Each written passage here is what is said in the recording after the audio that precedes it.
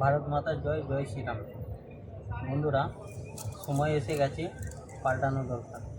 মোদিজি বলে দিয়েছে পাল্টানো দরকার, পাল্টেও যাবে।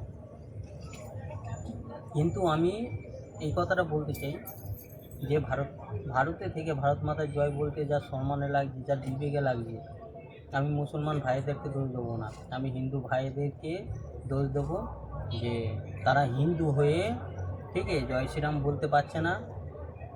যারা হিন্দু হয়ে জয় শ্রীরাম বলতে পারছে না, ভারত মাতার জয় বলতে পারছে না, তারা কি বলতে পারছে? খেলা হবে জয় বাংলা, জয় বাংলা খেলা হবে, এগুলো সব বাংলাদেশের স্লোগান।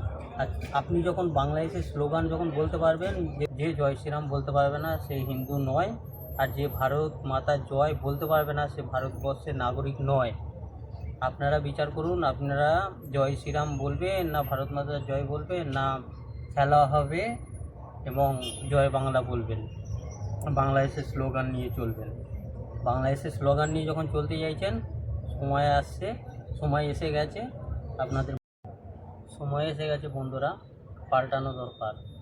আমরা ভারতবর্ষে বাস করি, বাংলাদেশের স্লোগান চলছে খেলা হবে, বাংলাদেশের স্লোগান চলছে জয় বাংলা।